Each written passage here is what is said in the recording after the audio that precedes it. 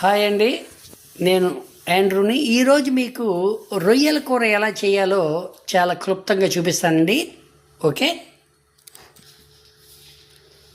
మొట్టమొదటగా మనం కొంచెం 2 చెంచాల ఆయిల్ తీసుకోవాలండి.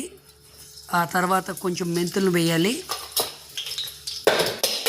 ఆ తర్వాత మనం కొంచెం మెంతులు ఫ్రై చేసుకున్న తర్వాత ఆనియన్స్ని వేసుకోవాలండి.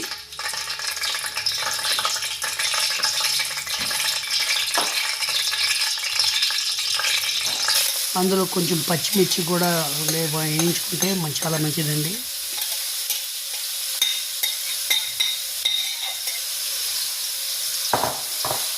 ఉల్లిపాయల్ని బాగా గోల్డెన్ బ్రౌన్ వచ్చే వరకు బాగా వేయించుకోవాలండి.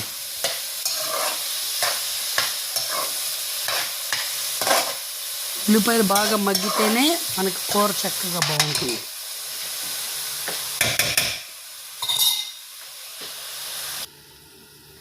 ఆ తర్వాత కొంచెం కోరియాండర్ సీడ్స్, 4 లవంగాయలు, 2 చెక్క తీసుకోండి. దాన్ని మంచిగా పొడి చేసుకొని ముందుగా రెడీ చేసుకొని ఉంచుకోండి. తర్వాత కొంచెం జింజర్ గార్లిక్ పేస్ట్ వేసుకోవాలండి. ఉల్లిపాయలు మగ్గుతుండగా దాన్ని వాసన పోయేంత వరకు చాలా వేయించాలి. ఆ తర్వాత కొంచెం 2 చెంచాలు ఉప్పును వేసుకోండి.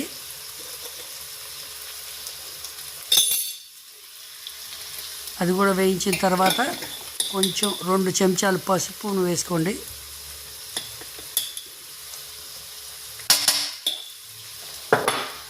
ఆ తర్వాత ఒక 2 చెంచాలు కారం, మీకు ఇంకా కొంచెం కారం ఎక్కువ కావాలన్న వచ్చు ఇంకో చెంచా వేసుకోండి. తర్వాత రొయ్యలు ఇలా వేసుకోవాలండి.